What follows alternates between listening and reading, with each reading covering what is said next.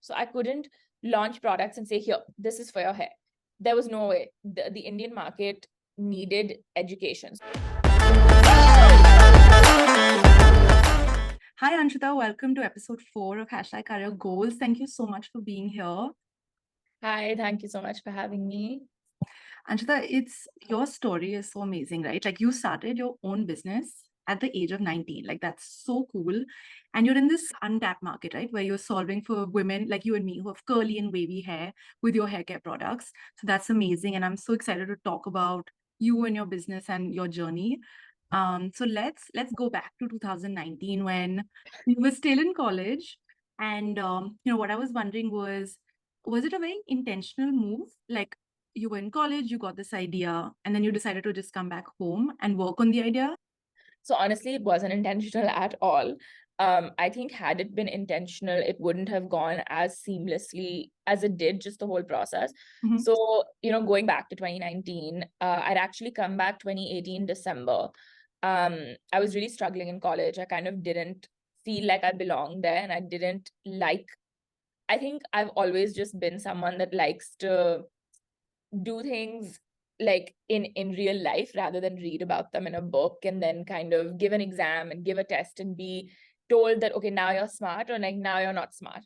I think that anyway never worked for me. I liked being out there doing field work. So like for me, this, when I came back, was just a project, and I thought it would be like a one-off project. I'm Mhm. trying something. I'm reading about hair care. I'm finding this untapped market, and like it was anyway a very personal problem, but definitely very unintentional. That's interesting, right? How you were just able to start up on something that didn't seem like this big idea, but now there's always these 2 points, right? The first point where you're like, hey, I have this cool idea, and then B, like I need to start taking action on this. So what was that initial kick that pushed you from point A to point B?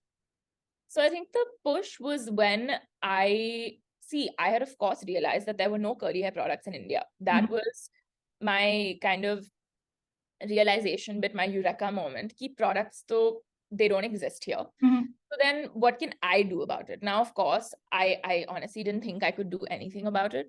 But I remember going on Facebook, and I was searching up curly hair groups, Mhm. because I was like, so one of my aunts, she also has curly hair, and she said, why don't you join this Facebook group? It's called Indian Curl Pride.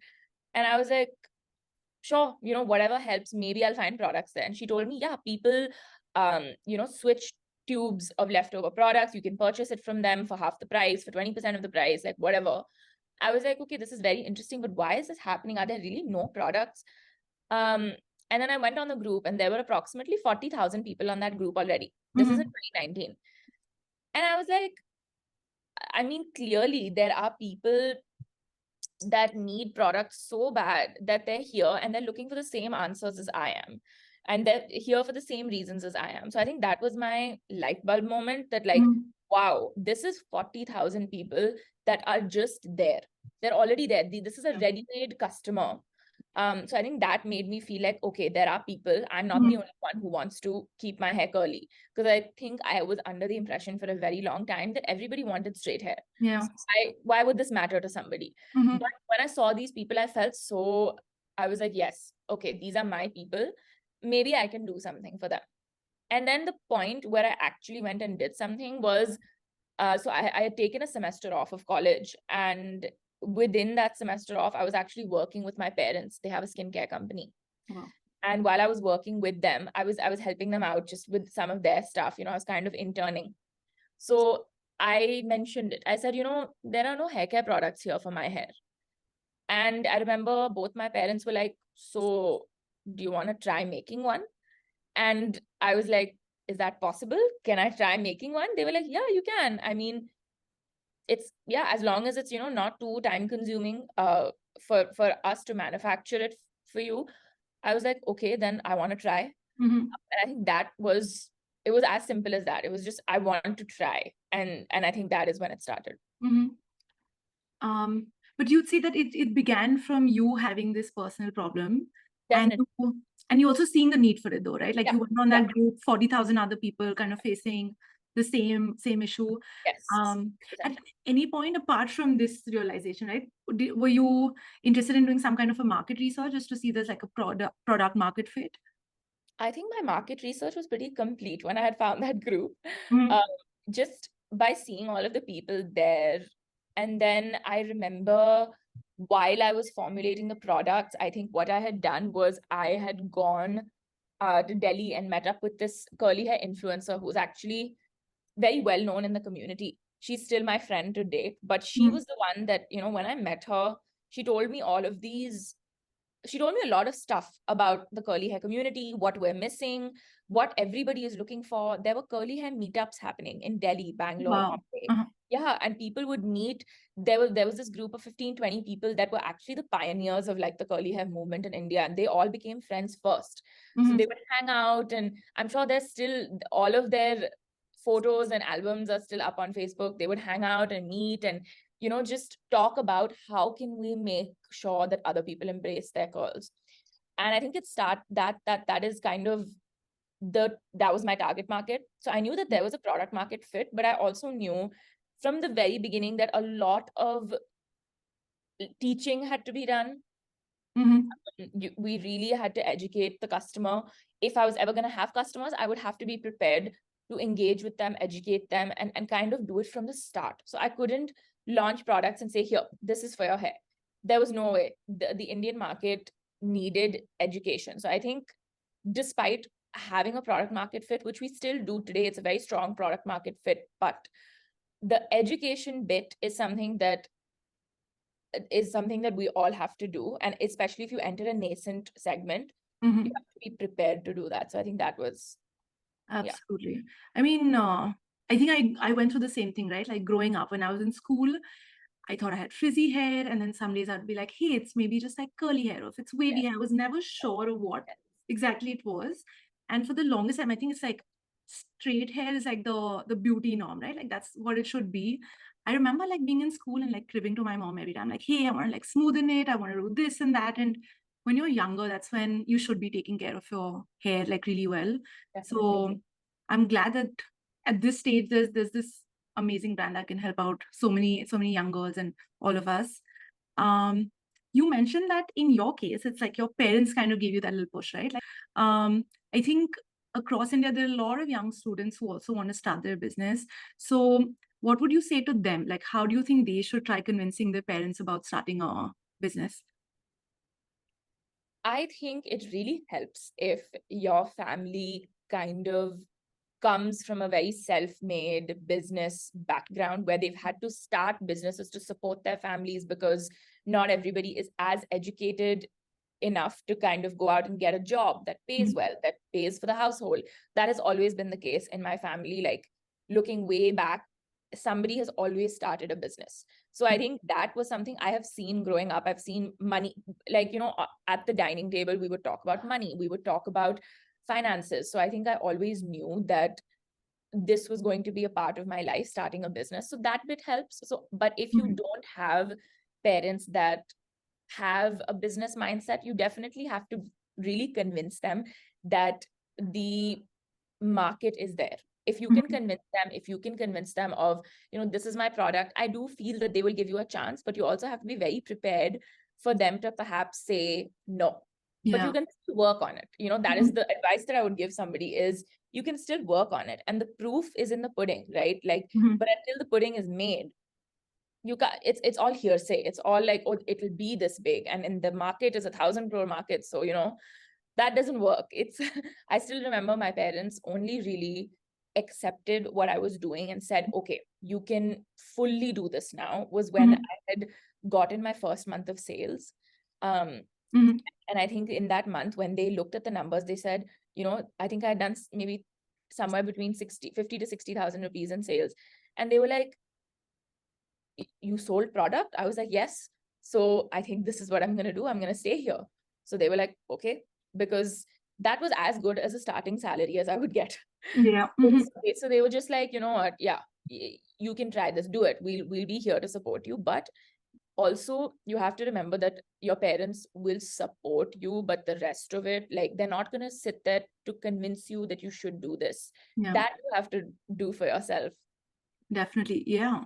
I think showing that proof, right, that this idea can actually work, I think that can do wonders for someone who's trying to start a business. Yeah, 100%. So, Anjana, you started in 2019, and then the pandemic hit us early 2020. How did that impact you and your business? Because I'm sure you were in a very like early nascent stage, right? Yeah, I mean, so the thing was, people wanted to buy the product, but then, as you know, when COVID hit, there was some, I still remember, there were like green areas, red areas, and like all of that stuff, where green was where you could deliver product, Mhm. and red would be where it's complete lockdown. You cannot go there, riders can't go there, nothing. So we were still actively trying to. So I remember I had kind of asked my own driver to start dropping products off to customers' houses that lived in Gurgaon or Delhi, because a lot of people were very, very desperate suddenly for product because they weren't able to replenish stock in time. And businesses were, of course, scared to kind of send something out for delivery and have it be lost, rejected, or returned, because Mhm. that is where, of course, we lose money. Yeah. So I think COVID impacted us in a sense that we definitely weren't able to deliver, but it built up that appetite for the consumer, because Mhm. in those 3 months, everybody was just itching to buy product, try product, to just get out there again and to just consume something, right? So I knew that a lot of people would come back for the product. So I wasn't really afraid of that bit. It also gave us time in a really great sense to understand the foundational stuff that we had to teach people. Because I think the first couple months, I was literally just figuring out, how do I market this? How do I make ads? How do I run ads on Facebook? I mean, I had to learn everything from scratch. So I was like, everything from the outer cartons of what to pack it in to how to ship to everything. Mhm. During COVID, I think it gave me time to understand, okay, how do I make this a brand now? What do I want to teach people? And then I started putting a lot of content, and that's when we started growing a lot on Instagram, Mhm. which is when people were like, okay, fix my curls, right? This brand exists. So then when COVID, that first wave, like, opened up and everybody was back out, I think we grew like crazy that year, just because people were ready to purchase, people were hungry. So I think that was what it did. Of course, COVID also like stopped a lot of processes for us, a lot of things that we could have done very early on. All of the meetups we could have had, all of the consumers we could have spoke to, we could have sent product to, we couldn't. So I think those are all things that we wish would have happened, but it's fine. I think at this point now, today, you can do anything. So Mhm. I think it's two sides of the coin, right? Where you, of course, had the negative impact, and then it's great that you took that time. You had a little downtime to just learn all the basics, which can be yeah. so challenging, I'm sure. Um, but you did mention, right, that when you were younger on the dining table, you would talk about like money and like, I guess, even like about how a business runs, right? Because that's where your family came from. But other than that, I know that when you were in college, you weren't a business major exactly, right? So learning all the basics must have been so challenging, and I'm sure you're learning more and more through your day-to-day work as well. So I'd love for you to just walk us through all the basics that you've learned. So we can start with product development. Um, how did you go about like learning what goes in a product, right? So like the product formulation, the clinical trials, things like that. So actually, for any product in any segment of product, especially in terms of the beauty category, Mhm. there are always pre-made formulations. So a lot of so a lot of people don't know this, that aren't in the business. Yeah. Everything, from coffee to the lipstick you use to the conditioner that you put in your hair, Mhm. there is a base formulation that is made, that is offered to anyone to purchase. So if you go to a manufacturer, they'll often have a base formulation pre-prepared, and they'll say, if you want this conditioner, we'll sell you this conditioner. So Mhm. oftentimes you're buying the same exact thing, the outer packaging is just different. But Okay. in Yes, but in my case, obviously the base didn't exist, because curly hair care, what is that, right? Of course, shampoo, conditioner existed, but I had to then go out there and say, I want a shampoo that is free of harsh sulfates. I don't want a cleansing agent in it. I want a very mild agent. How do I do that? And then in all the other products, I want them to be silicone free, paraben free, wax free, mineral oil free. It was a lot of, I had just put a lot of barriers around how great the product could be already, because I wanted to start off with the best product. So in terms of formulation, if you're someone that wants to get out there and do this, always know that there are base formulations already prepared. And in today's day and age, curly hair products are also there now. So there is a base that's available, but how you build on that formulation and make it your own is up to you. And that requires a lot of research. So I honestly just did research on Google. I knew that I had to, I had studied business in school. So I knew that, you have to kind of launch the product into the market initially. And then you have to take feedback, and then you can do an actual launch later. So you start with a little bit of inventory, you sell it, see what's good or what's bad with your product, and then you kind of make the final thing. Interesting. Yeah. So a lot of trial and error as well, I'm guessing, right? Yes, definitely a lot of trial and error. And yeah, I think it wasn't easy in the beginning, but it was definitely just a learning curve. Yeah. Let's talk a little bit about finance. So were you aware of any of the basic finance concepts by any chance?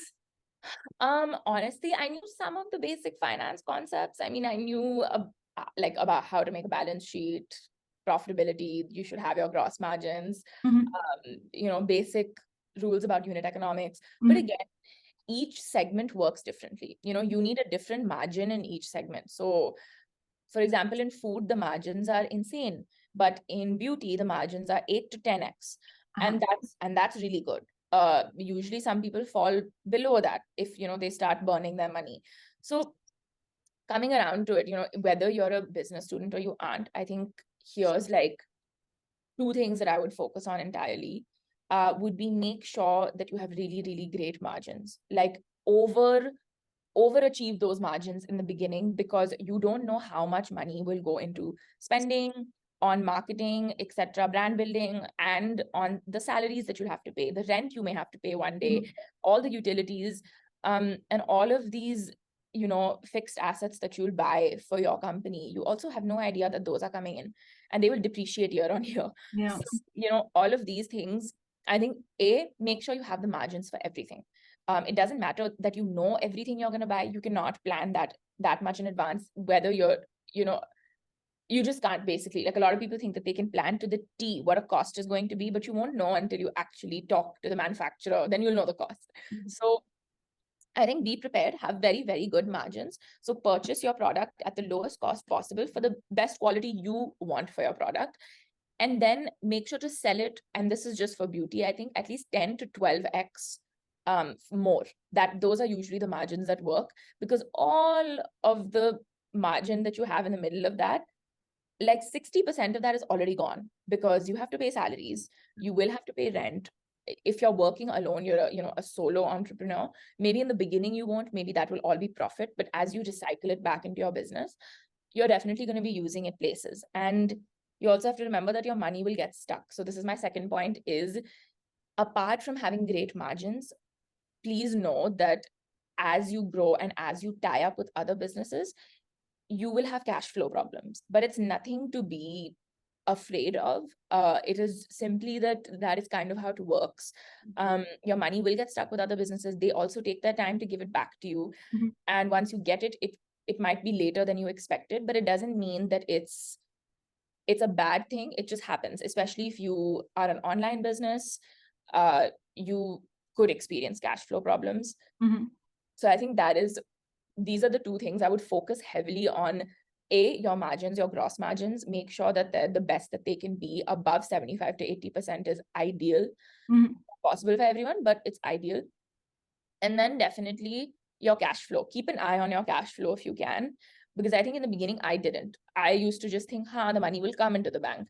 That's not how it works. Sometimes you really have to sit and be like, you need to send an email, you need to be like, where is my money? The payment was due 10 days ago. It has not come. Because if you don't watch your bank account on a daily basis, I think I used to think I'll see it once a week and I'll see what's going on. No, you need to look at it every single day, just once, just a glance, see what's happening, how much money do you have in reserve, how many payments do you need to make versus how much do people owe you. That becomes so important, because a lot of the decisions that you make as a business owner are decisions for the future. So, if there's a marketing campaign that you need to do, you decide today, but the campaign will be live in a month, right? Yeah. So you have to be prepared to shell out that money in that moment and then get the return of that spend 3 months later, maybe, right? Yeah. But in those 3 months, it's not easy to survive. So I think that is one thing. Yeah. Do you think maybe following up with vendors like on a daily basis, like is that one of the challenges you deal with, like when it comes to cash flow problems that you were mentioning? Definitely. And I think it is just a global thing. It doesn't matter who your vendor is or if you're the vendor for somebody. If you're doing a B2B transaction and not a B2C, which is business to business, it is always a little harder because they also need money, right? So the money that's yours, they're holding on to it to run their business. And the second they get somebody else's money, they'll push out your money and give it back to you. Then you have your money, but you also need to give it somewhere else. But that's, I feel, the consistent cycle of cash. Like that is just kind of how it is. And of course, if this ties back into having great margins. If you have really great margins, you'll always have a little bit of profit, and that profit can ride you through pretty much any wave as long as you have that profit. If you don't, if you're burning, everything becomes very difficult. And we've been there. So we've been profitable, then we've burnt money, a lot of money, then now we're recovering and trying to break even again. So everybody goes through pretty much every stage at some point. I think you just have to be prepared to relearn, learn again. And that's the only way. Yeah. Awesome. Okay. Let's come to team building, right? Which is such a crucial part for any young startup. Finding the right talent, someone who's really invested in your vision. So tell me, like, as a young startup founder, how do you entice people to join your team? I think I'm very honest is one thing. If you talk to any of my team members, we're a team of 23 people now. If you talk to any of them, I think they'll definitely tell you that, yeah, she's too honest. She tells things straight up. So I don't build any false hopes or dreams for them. Ki, oh, I'll take you here and we'll travel there and you'll have these offsites. Nothing. I tell them, look, this is the position we're in. This is how we can afford you currently. In a year, if things go great, maybe I can give you something better, give you something more, but this is currently what I can offer you. And if you're happy with that, then please join us. I think that's how I function, because I don't want to start off a relationship with a person that I have to work with every single day, talk to all the time, on false hope, So I think that is something that a lot of, as far as I've seen, some founders can take that approach of like rebuilding the dream and showing everybody the dream. But I think it's very important to also show the very reality of what's happening, because if you want somebody to stick with you when you're in losses, you have to show them that that's a possibility, right? You can't tell them he actually, we're gonna get $1 million in funding, so everything is great. But that funding money will run out as well. So I think be very honest about the situation you're in, so people join you for the right reasons, And I think those would be my main tips. And then the right people do come along, and a lot of wrong people do as well. But I believe that's just something that you have to learn.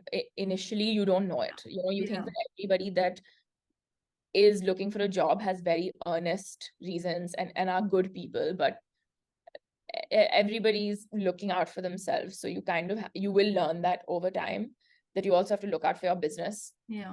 So being honest is probably the best thing that you can do for anyone. And I'm sure your employees also appreciate that, right? Like I would love it if my manager, my skip is honest with me about how the company is doing and things like that. Speaking about, I think now you said you're a team of 23 and you've grown, right, in the past couple of years. And I think you're also expanding, right? So you already are in a couple international locations. Talk to me a little bit more about this global expansion. Like share with me like an interesting experience you've had till date. So I think we are in 11 countries outside India now. Yeah, so some of them being Switzerland, Germany, New Zealand, Qatar, Romania, some of them, and then there's That's one amazing. more. Yeah.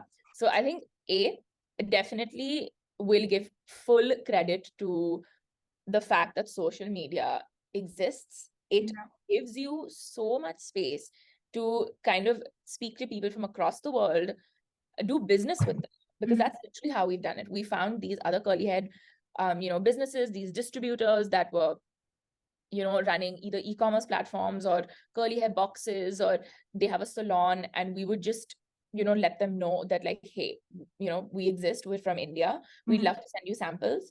And, if you like the samples, then please, let us know. We'd love to do business with you. I think that's how we started. The first couple of people that put faith in you when you're exporting are super, super important. So you have to have a great relationship with them. I think an anecdote or like something interesting that happened was the first time that we sent our Germany distributor our products. She loved them so much that, a month later, we received possibly the biggest order we've ever received till date, even today. And this order was 2 years ago. So nothing has beat that order.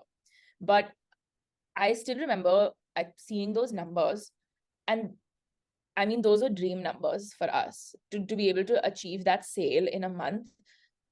I mean, yeah, it was tens of thousands of dollars and more. And I think for us, it was like, oh my God. So I think the thing that it was interesting because we had never prepared our inventory for that kind of a thing. So that entire month of inventory straight just went to her. So we had to very quickly like double up, because we then realized, oh my God, like this is happening. There's a full possibility that we keep getting orders like this. And we did, and we do great business in internationally now. But I think that's one thing. Otherwise, thankfully, because I have great export managers. They do such a brilliant job that I haven't really experienced the difficult parts of it yet. Definitely, we've had shipments stuck. Like we had a shipment stuck in Romania. Now, what can you do? You unfortunately can't do anything. All of that product is gone. All of the Oh, wait, you mean like during the transportation, like from? Yes, during the transportation, sometimes they will reject the shipment, and this can be either, I mean, a lot of the times customs chooses to open up random boxes, and if your boxes turn out to be one of them, they'll take some product out. They'll say, we're not allowing this to go through. Then they want the distributor to kind of come and fix the problem, and sometimes it becomes very, very difficult. So you just let it go, and you're like, it's fine. We've lost this. We've lost that order. That has happened to us once, but that also, it made us realize this happens very, very frequently, and I think that was one of the things. But otherwise, it's been great. Just the last bit, I think that sounded a little bit like a hassle. Would not want that to happen often. But yeah, I mean, love that the lady from Germany loved your products. Yes. And is Germany one of your key like international spots in that case then? Yeah. Yeah, Germany is our number one kind of country. We get the most orders from them. They're our number one distributor. And it's weird, right? Because if I say Germany, you probably wouldn't think curly hair. Yeah, exactly. But there is that. So that's the thing, right? Like the statistic that 60% of the world has textured hair. Oh, wow.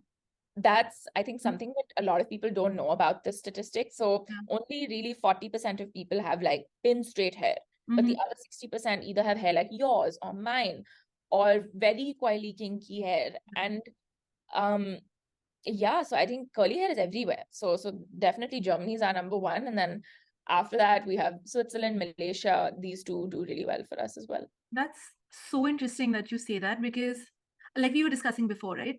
The norm has always been this like straight, sleek hair. Yeah. And I think most of us have wanted that, right? At some point in our life. And I just wish that we saw more of people like us, right? In the media and like pop culture.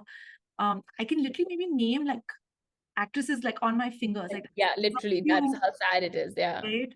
And the thing is, a lot of them, like a lot of people will be surprised, but if you search up, 90s Bollywood stars on the red carpet, like Rekha, Madhuri, Preeti Zinta, Kajol, all of them have curly hair. Yeah.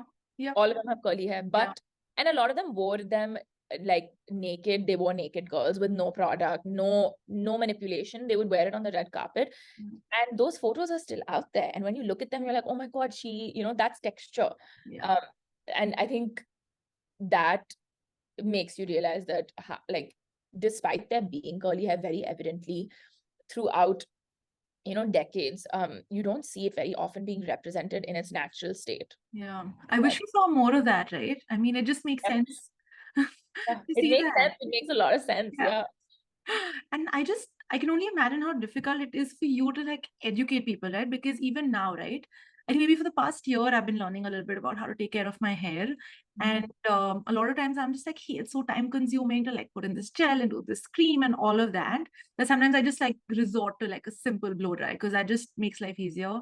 So given this like difficulty in educating your customers, just like help me understand, how have you been able to acquire new customers? Like, is it time consuming? Like, what kind of efforts go into acquiring these customers? So I think for us, we make sure that the ads that we're running are very reflective of the problem statement.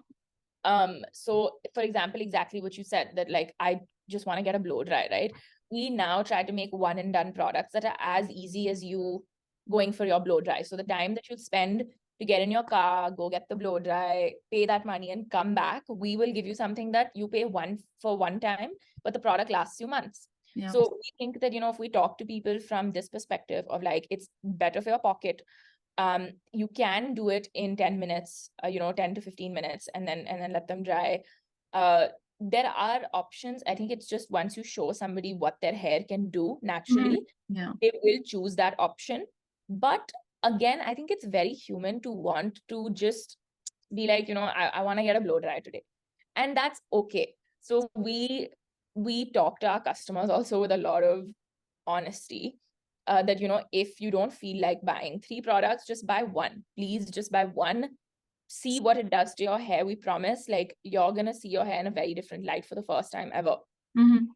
So I think that's probably the way that we go about it. And then of course, the amount more you educate them that you can't keep using heat on your hair for the rest of your life. At some point, your hair is going to become brittle and break a lot more, and you'll have just very excessive hair fall. So once we explain this to people, and we try to do it through memes, we do it through funny reels. We don't want to make this a very serious topic, because like, having curly hair is hard enough, as it is. So we make it a little more fun, inclusive, community oriented, and we take that approach. But yeah, people eventually will come around to what's best for them. And a lot of people come to us after getting keratin, smoothing, everything, and say, okay, I'm tired. I have spent like 35,000 rupees at this point. Please tell me, like, how do I do this? What do I do? So at that point, we're like, yeah, we were waiting for you to come to us. That's the right time to come, right? Because you're like, hey, we can repair your hair. Exactly. And we can. We've taken so many people. There was this really, really famous influencer.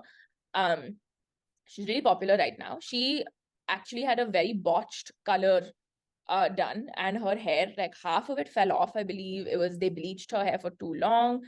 So I remember she messaged us. We gave her one of our products and she swears by it now. And she, like, and none of it was, we didn't say like, put something up or tell people. She just on her own started telling people that, like, I cannot believe what this product has done for me. Like, it's actually helped repair my hair. And we've seen her journey. So she's just one example. And she still straightens her hair today, But point is that she still got to a place where she understood what her hair really needed. Yeah. I think that is just something that as a brand you have to wait for. And I think your product speaks for itself, right? It's the product is doing its job, and then of course your marketing, your fun, community-led marketing is doing its job as well. I believe you also work with like influencers on a little like longer term instead of having that one-off post that a lot of brands do. I believe you have like affiliate marketing as well. So is that tactic that has worked well for you? It did. I think affiliate marketing worked really, really well for us for the first, I would say, 1 year. We used affiliate marketing a lot. But then afterwards, I think every single brand started using affiliate marketing. So like, our affiliates stopped working as hard as they used to, because they have now many options and many avenues to make revenue. which is totally fine. We understood that, there was a time for affiliate marketing, and that was approximately like 2020, 2021, where it was like booming. Yeah. Today, we still have our affiliates. We have our group of affiliates. We always send them our products first. We always let them know when launches are happening. They're a very integral part of all of our ad campaigns and everything as well. We always choose them first over anybody else. And I think that helps because they also talk about the product very fondly because they actually like it. So in that sense, affiliate marketing is great, but you do still today, in today's day and age, on Instagram or Facebook, have to have a lot of money to make affiliate marketing work at its best, because no influencer today is going to do something for free when they know the power of what they're putting out there.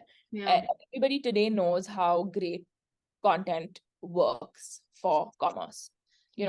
Content to commerce businesses are literally on the rise right now. So I think in that sense, affiliates are great, but you definitely should have a bigger pocket. I think for us, because the curly hair community is so small, it didn't work on the basis of money. It worked on the basis of merit and kind of like, I'm very honest, because they all know me. We're all a part of the same community. They all know that like Fix My Curls was one out of maybe 4 brands at the time, 3 brands. So they were like, we definitely want to support you. Yeah. So that was there, but I know it's not the case for everyone. That if you're in skincare or makeup, it's very different for you. Yeah. That's Yeah. And Anshita, you've been bootstrapped, right? A little late, Yes. I believe. That's amazing. Firstly, congrats on that. Are you at any point looking to raise funding? So we are looking right now to raise funding. We have been looking, but I think it hasn't been as easy because the curly hair market is not a defined one.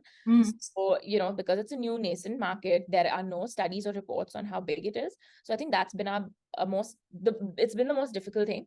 But I think throughout the journey of looking for funding, we've spoken to some of the best and the brightest people in this country that have built billion-dollar businesses. And I think that's been the best part, because I've learned a lot. And I've definitely changed a lot about how I run my business in the last, I would say, 1 year, is how long we've been looking.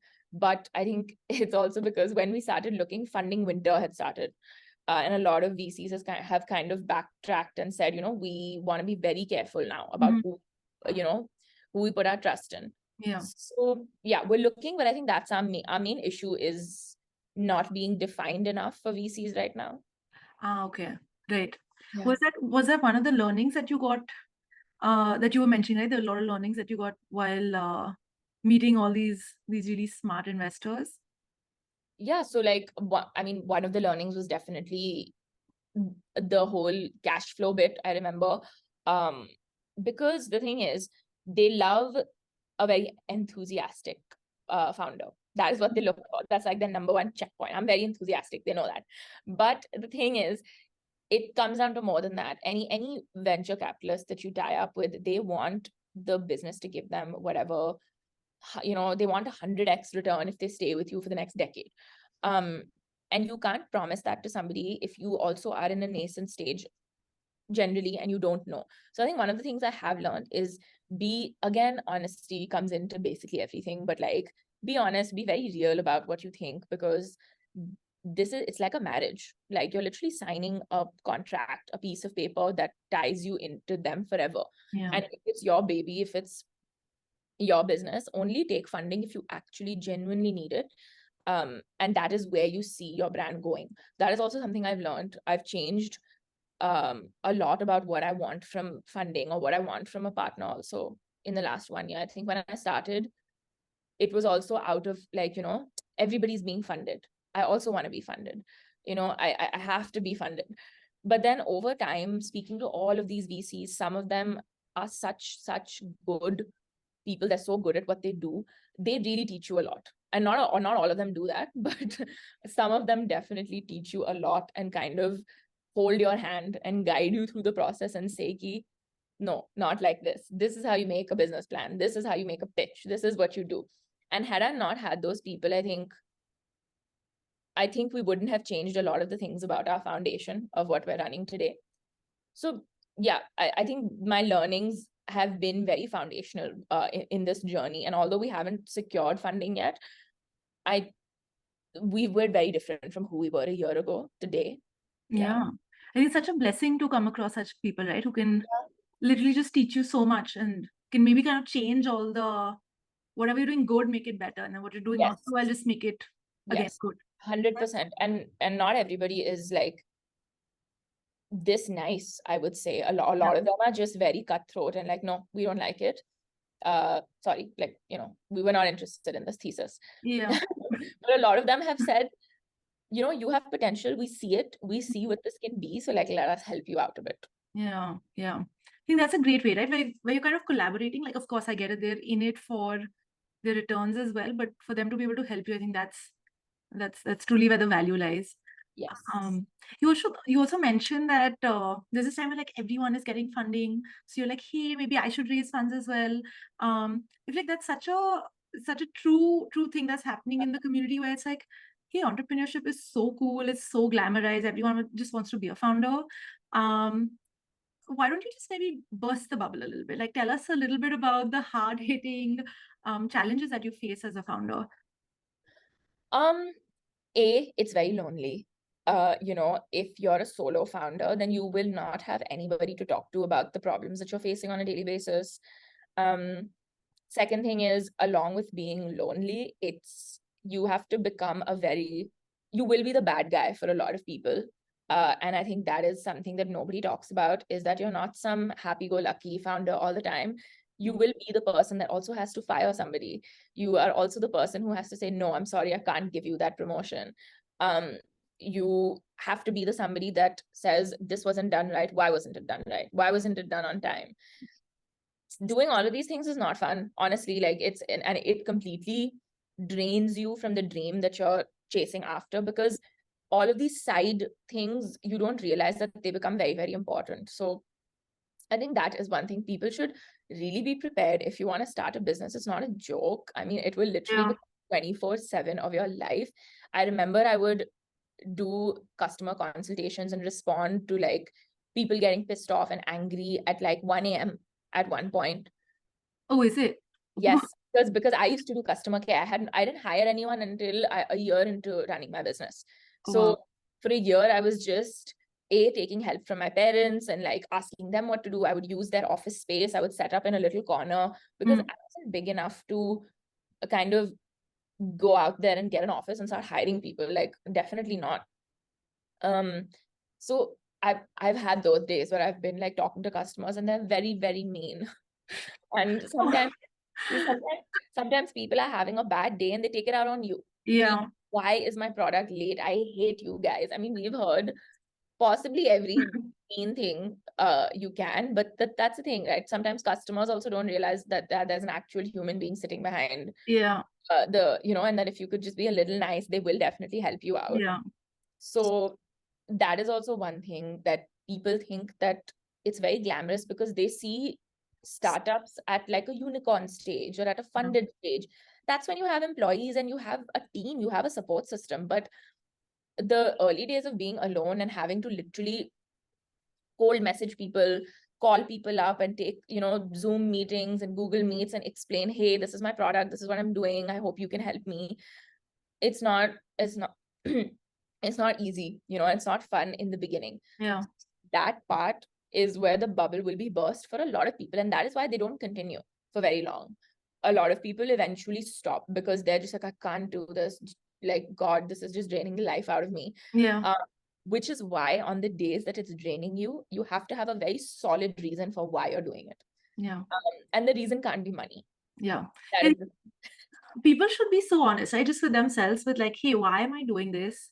Am I just chasing this for like the money or the fame, or like what really is my purpose? So and because not everybody ends up going on Shark Tank, yeah. and that's not how it works. A startup is Yeah. actually just a business.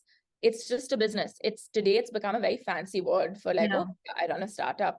No, yes, you run a startup, but you also do a lot of other things. You also have to wake up every day at the same time, go do the same thing, struggle with the same stuff. Some days you have really good days and some days will be shit. And nobody's going to come into your cabin or your room and say, I'm so sorry that you're going through this. No, everybody will just say, okay, time to move on. Next day starts. it is very cutthroat. So people are definitely glamorizing it and glorifying it. And I know that a lot of this is also because of all of the Shark Tank judges that we look at and we're like, I want to be her, I want to be him. But they have struggled for like 10 to 15 years to get to this point where they can say that, oh, I have like a unicorn now. That's yeah. So if you can do those 10, 15 years, definitely get into it. I mean, I know my reason is on my head. I wake up with it every day. So, I love that. I love it. so I can't run from why I'm doing this. I literally use my products every day. So I know that I know I can sell it because I will never stop having curly hair, right? So I think that is something like, even for example, Vinita saying, for her, I remember her saying something about like how makeup makes her feel. And that is the reason why she has gotten this far, is because it makes her feel a certain way. And with it, she feels like she has like a power suit on or something. Yeah. And that's a great reason, because then on the days that nothing is working out, you can put on your own product and say, it's fine. I know why I'm doing this. I'll get through it. So I think that you definitely have to have a reason that is not money if you want to cross the finish line. Yeah. Yeah, that's amazing. I kind of want to just quickly go back to your story about the customers, right? Yeah. Like you mentioned, I'm sure it's like kind of enraging and sometimes even like frustrating when you're dealing with all of them. I mean, I see this on social media as well, right? Because back when I would handle social media accounts for my clients, I would just see like people sending in these really nasty messages, and I'm like, hey, I'm trying to get to you. Like, please just be patient. Like, how do you deal with it? Like, have you learned to be more patient with time? Like, is there what do you do to kind of stay calm through this storm? I mean, I think you have to forget I think I used to take a lot of things personally, basically. And I used to feel very personally. I used to feel like, "Oh, how could they not like the product? What will I do now?" But some people just will not like the product. And that doesn't mean your product is bad. It means that it's not for them. And that's okay. And then that also gives you an opening of, okay, maybe I can make a product for them. Mm. And maybe you can do that. So every no is like a redirection. And it's if you want to take it as a redirection, then it will really help you out. But yeah, you have to grow really thick skin, I feel like, to talk to customers. And I'm gonna go back a little bit to the funding bit a little bit. So I'm just wondering, is there like a certain right time that a founder should look out for investors? so it definitely depends on which VC you're going to. So there are two types of funding that you can get. So there is strategic funding, there's a strategic investment, and then there will be a financial investment. A financial investment is simply when they are putting in money and they want a return, and they will not provide you any support outside of that. Strategic is when they'll take a bigger chunk of equity, and then they'll also provide you support in terms of mentorship and perhaps giving you contacts and giving you the leg up that you needed. So it's your choice. What do you want to do? Do you want to give up more equity and kind of take a strategic like jump almost, because it's a leap of faith to trust somebody just by them saying that, hey, we want to strategically support you. They also want a bigger chunk of your company. So if you're down to do that, definitely do that. I think that is a great way to go for people who already have a very, very, very large market. So by that, I mean, it's already a 10,000 crore market. Then it's okay. You know that if getting the strategic partner is the right move, and mostly that will be in the form of not necessarily a VC like Sequoia, because they come in for very specific people. It will most likely be somebody like Unilever or P&G, right? Those guys are already in 8 to 10 sectors. Mm-hmm. And if they can help you scale, it's great for them, because at the end of the day, they want to acquire you. Or at the end of the day, if you were going to be their competition, they won't fight with you. They'll fight with you, so I think that is one side of it. And then financial is usually when people take like a seed round. They'll start with a small amount, that again, the right time for anybody is not when you feel. So there are two times, right? It's when you want to scale, and you want to scale like crazy, and you're at a point where you have a good foundation of customers. You're like, okay, we've done what we can, but at this point, you're looking at other brands and you're saying, I need money to do this activity. I need money to put up billboards. I need money to be in magazines. I need money to now just build the brand because I've built this loyal base of customers. That is, now it's time to scale. So that is one time that you want to raise money. If you're at that point, then great. Mm-hmm. And then another time would be where perhaps, and this is when you'll give a larger chunk, is when you're confused. You have a great product, perhaps you have some really, really great reviews, but you don't know what you're doing. You need support. Maybe you have a lot of plans, but at this point you need strategic help. So I think that is one point. I think we are at kind of the wanting to scale point. Mm-hmm. And a year ago, I was at the strategic point because I was confused. I needed help. It had gotten, a Fix My Curls had gotten so big that I was confused. I was like, what am I supposed to do now? I didn't know we would be here. So I think at that point, I was like, I'm not sure what to do with such big numbers because I had never seen dreams that big. Mm-hmm. Then I started dreaming big, and that's when I started looking for funding. But now, a year later, my approach is very different. I would prefer today to fix my foundations and then scale. And now I feel we're at a point where we want to scale, but we don't need somebody's help to do it. We need the money to do it, So everybody has a different story, but definitely don't raise funding because everybody else is raising funding, because you will be stuck then. And VC funding, as much as I've heard, and I have a lot of founder friends that have raised capital, it is an everyday thing. You are well aware that you kind of have to give back to someone else. You're not alone anymore. So I think that is something you have to be very ready for, that pressure. That's a big pressure, yeah. Yeah, and for forever, right? Basically, for the rest of your business's existence, you're going to have to owe somebody else. And as much as they are now your partner and it's now their company, there are always ways for them to get out, which is the whole setup, right? So you have to look out for yourself, because I always talk from like a more founder lens. Obviously, I just want other founders to do what's best for them genuinely. And a lot of the times you don't need to raise VC funding. You can do a friends and family round. Yeah. Right. You can also go to these family owned kind of PEs, like they're family owned. So, it's like it's all family money. The mom, dad, sister, brother, everybody is involved in it. Those function very differently. They're called family offices. I know a lot of people that have also received money from them. And that's different. Usme, it's a very kind of apna hai approach.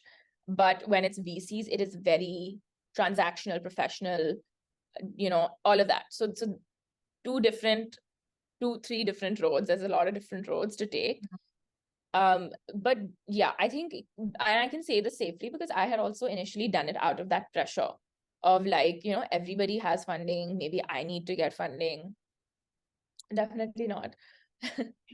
It's good that, you finally figured that, hey, I don't need to be in this like rat race of raising money, right? It is not for the wrong reasons, yeah. Yeah, it's definitely a rat race. You have to decide what's good for you and what you actually believe in. Yeah.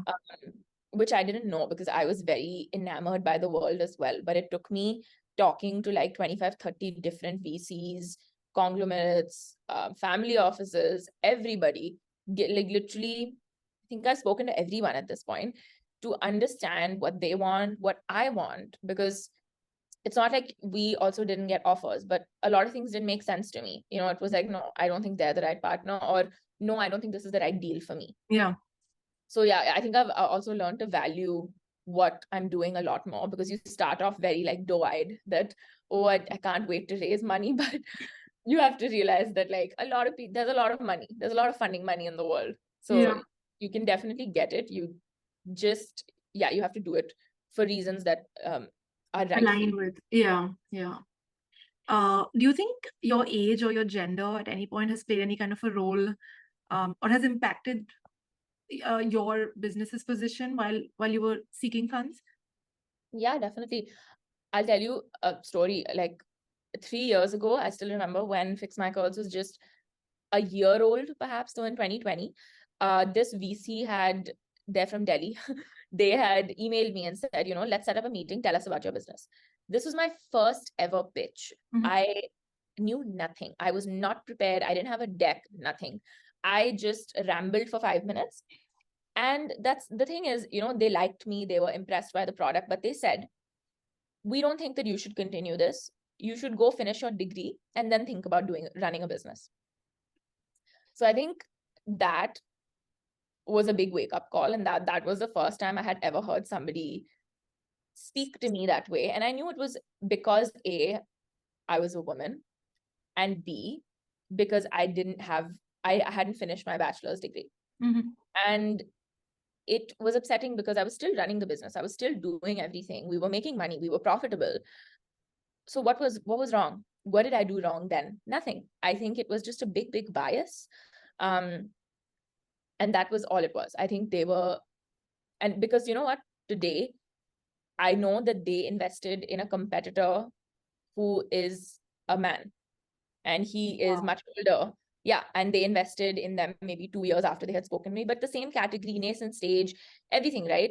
So the problem was not, I think, me, it was definitely their thinking, but yeah, it's definitely out there. And a lot of VCs have asked me to get a co-founder or a CFO because, you need to have somebody that knows things. But it's confusing because I've done all of this on my own. And so then definitely I do know something, right?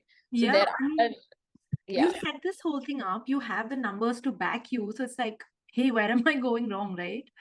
I think it is simply, there is a big, big bias, and maybe they'll slowly get over it and things will change, but it will only change if you fund more female-owned businesses, right? Yeah. So I think, and this comes from not just VCs that are male-dominated, but there are females that are in those VCs as well that have the same approach. So the bias is 100% there. I mean, I would never deny that. You just have to keep fighting the fight. I feel like it's it's an everyday thing. It's a struggle, but yeah, as long as you have your numbers to back you up, I feel like even people know that they're simply just making a decision out of bias. Yeah. Yeah. I think step one is just having the numbers or like some proof of like my business is doing well. Yes. Yeah. Okay, great. Sure. Awesome. Okay, Anshita, on our final parting note, I would love to hear a little bit about your products. If you can give us a little sneak peek into any of your latest upcoming products as well, that'd be amazing. Yeah, sure. I mean, so we make curly and wavy hair care products at Fix My Curls. Some of our latest launches being, we launched, like India's first alcohol-free hair mousse, which was last year in January. After that, we launched, again, one of the only oils. I mean, I don't know any other product that exists with it, but we launched a hair oil which has retinol in it. And it has, so because retinol is actually really, really great for hair growth. There are, I think, 2 or 3 good studies that have been done on it, and it helps with the kind of regeneration of your hair follicles. So we're the first to ever do that. We put very little amounts of it, but it works over a long period of time. So that's our Scalp and Strands elixir. It also has golden seaweed, which we get from France, and that is a UVA UVB protector. So it's very much like hair sunscreen, literally sunscreen for your hair. So it will actually protect your hair from like both artificial and natural heat. So yeah, I think these are some of our latest launches. I think in the future, we're looking to kind of launch some lifestyle products and some I can't say, but some stuff that's also oriented towards more like wavy haired people. So not very, very coily hair, but also wavies. We want to include all textures. Yeah, those are some of the ideas that we have of how we want to move forward. As a wavy hair girl myself, I'm so looking forward to all your future launches. And I'm just so glad I got to chat with you. Yes. There's so much I learned from you, and yeah, I hope the listeners take away just as much as I did. Yeah, 100%. I'm so glad. Thank you for having me on.